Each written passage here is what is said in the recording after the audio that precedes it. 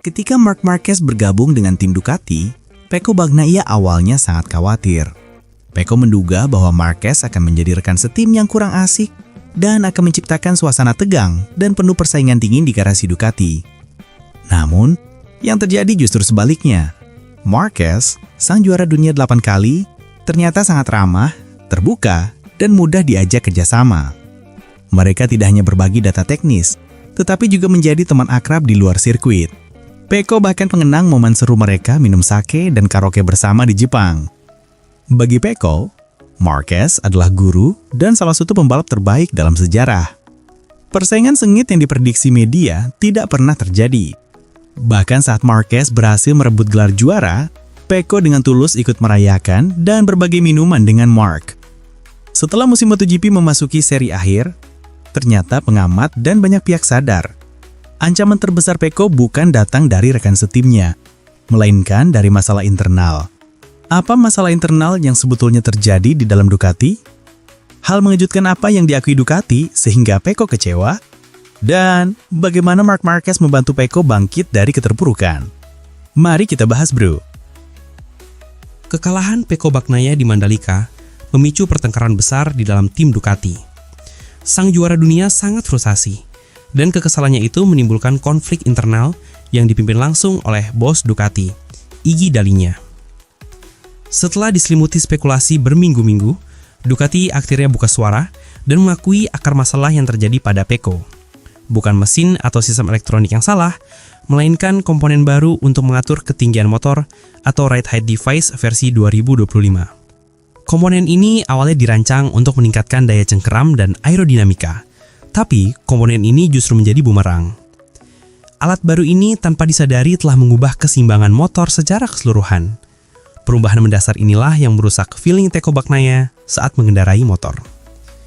Singkatnya, inovasi baru pada motor GP25 justru membuat Pecco Bagnaia tidak berdaya. Perubahan pada pembagian beban motor membuat Pecco kehilangan feeling di bagian depan motor, aspek yang sangat penting dalam gaya balapnya yang mengandalkan stabilitas saat memasuki tikungan. Hal ini membuatnya rentan kehilangan kendali dan terjatuh. Untuk mengatasi kerugian besar ini, Ducati segera mencari jalan keluar. Mereka melakukan tes rahasia dan akhirnya mencoba menggabungkan sistem ride height device selama GP24 dengan chassis GP25. Dengan kata lain, konfigurasi hybrid. Hasilnya langsung luar biasa. Di Jepang, Pecco kembali ke puncak performanya dengan memborong semua kemenangan. Sayangnya, kejayaan Pecco hanya sebentar. Masalah GP25 muncul lagi saat seri Indonesia. Ducati sempat berkilah masalahnya karena ban belakang Michelin khusus cuaca panas. Tapi alasan ini terasa janggal. Kenapa? Karena pembalap Ducati lain, termasuk Marc Marquez, justru berhasil beradaptasi dan tampil kompetitif. Fakta bahwa setiap pembalap Ducati lainnya berhasil beradaptasi, Pecco tidak, menunjukkan bahwa masalahnya bukan pada ban semata, melainkan ketidakmampuan Pecco untuk beradaptasi dengan motor yang sudah diubah oleh teknologi ambisius tersebut. Secara tidak langsung, Ducati mengakui kegagalan proyek GP25 mulai terlihat jelas dari rencana mereka untuk mengembangkan motor MotoGP 2026. Informasi internal mengindikasikan bahwa Desmo Cidici GP26 yang akan datang akan berbasis pada motor GP24, bukan GP25. Tahun depan, GP26 pada dasarnya adalah GP24 yang di-upgrade. Demikianlah laporan yang beredar. Keputusan ini secara tidak langsung merupakan pengakuan resmi dari Ducati Corse bahwa GP25 dengan inovasi ride height device yang revolusioner hanya efektif di tangan satu orang saja, yaitu Marc Marquez. Kritik yang sempat dilontarkan Pecco Bagnaia di awal musim, yang saat itu dianggap sebagai Pecco yang tidak bisa lepas dari nostalgia motor lamanya, kini terbukti sebagai pandangan jauh ke depan yang akurat. Inovasi yang diperkenalkan pada GP25 yang seharusnya membawa Ducati ke level berikutnya ternyata hanya bekerja untuk Marquez dan sebaliknya menjadi kemunduran bagi semua pembalap Ducati lainnya, terutama sang juara bertahan. Dengan mengubah arah pengembangan kembali ke karakteristik GP24, Ducati secara tersirat membenarkan bahwa sang juara dunia, Pecco Bagnaia, ternyata benar selama ini. Performa buruk dan konflik di dalam tim membuat Pecco Bagnaia mengalami krisis yang lebih dalam dari sekedar masalah motor. Ia mengalami krisis identitas. Sebelumnya, Pecco adalah pusat dari tim Ducati, referensi utama untuk pengembangan motor. para teknisi akan mendengarkan setiap masukannya untuk menyempurnakan Desmos Edici. Namun, semua itu berubah total sejak kedatangan Marc Marquez. Kini, Pecco merasa dipaksa untuk beradaptasi dengan motor yang lebih cocok untuk Marquez. Ia bahkan harus belajar dari cara Marquez mengendarai GP25. Perubahan ini sangat mempengaruhi mentalnya. Seperti ini digambarkan, dulu dia adalah referensi Ducati. Sekarang dia belajar dari rekan setimnya. Hal ini tentunya mempengaruhi mental Pecco. Di tengah keterpurukannya, Pecco mencari satu-satunya orang yang mungkin mengerti posisinya, yaitu Marc Marquez. Pecco mendekati Marc dan meminta nasihat. Nasihat Marquez sangat sederhana tapi penting adalah reset. Marquez menyarankan Pecco untuk melupakan semua masalah, melepaskan semua harapan, dan kembali ke dasar-dasar yang membuatnya menjadi seorang juara. Pecco mendengarkan nasihat tersebut.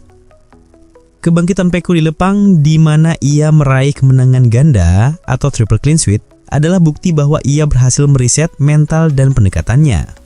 Meskipun momen ini hanya sebentar, hal itu menunjukkan bahwa jalan keluar dari krisis ini dimulai dari dalam dirinya sendiri. Krisis performa dan masalah teknis yang berlarut-larut telah menimbulkan dampak yang lebih serius. Hubungan profesional dan emosional antara Pecco Bagnaia dan kepala teknisi Ducati, Gigi D'Aligna, memburuk. Awalnya, D'Aligna dan timnya terlalu yakin dengan potensi GP25 dan menolak melakukan uji coba motor GP24 secara maksimal di awal musim. Hal ini disebabkan oleh ego teknis mereka. Akibatnya, Pecco merasa tidak didengarkan dan kepercayaan yang telah dibangunnya dengan tim selama bertahun-tahun mulai terkikis. Pecco, yang dulunya adalah acuan teknis utama Ducati, kini merasa terasing. Situasi tegang ini segera memicu rumor perpindahan pembalap di pedok MotoGP. Pengamat veteran, Carlo Pernat, bahkan melontarkan spekulasi mengejutkan. Pertukaran Martin Pecco? Mengapa tidak? Sangat sulit tentu saja. Tapi mungkin, katanya, merujuk pada kemungkinan Pecco bertukar tempat dengan Jorge Martin. Namun alternatif yang dianggap paling realistis dan penuh emosi adalah kepindahan Pecco ke tim VR46 milik Valentino Rossi. Pilihan ini dinilai bisa memberikan Pecco lingkungan yang sangat mendukung, baik secara mental maupun teknis, jauh dari tekanan politik di tim pabrikan Ducati. Setelah kegagalan GP25, pengembangan GP26 menjadi pertaruhan besar bagi Ducati. Motor ini dirancang sebagai upaya penebusan atas kesalahan yang mereka lakukan.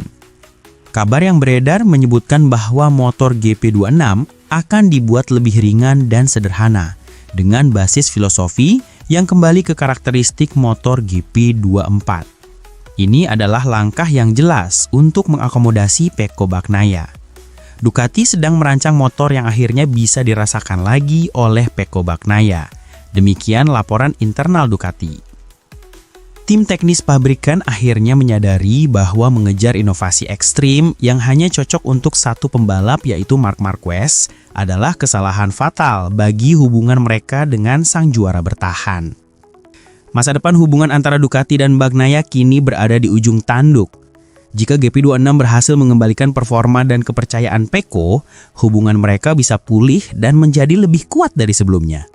Namun jika motor tersebut gagal, maka itu bisa menjadi pemicu bagi Pecco untuk benar-benar hengkang dari tim pabrikan. Carlo Pernat merangkum ketegangan ini dengan baik. Jika mereka terus seperti ini musim depan, ada tanda tanya yang sangat besar. Situasi ini adalah ujian terakhir bagi loyalitas dan kepercayaan kedua belah pihak.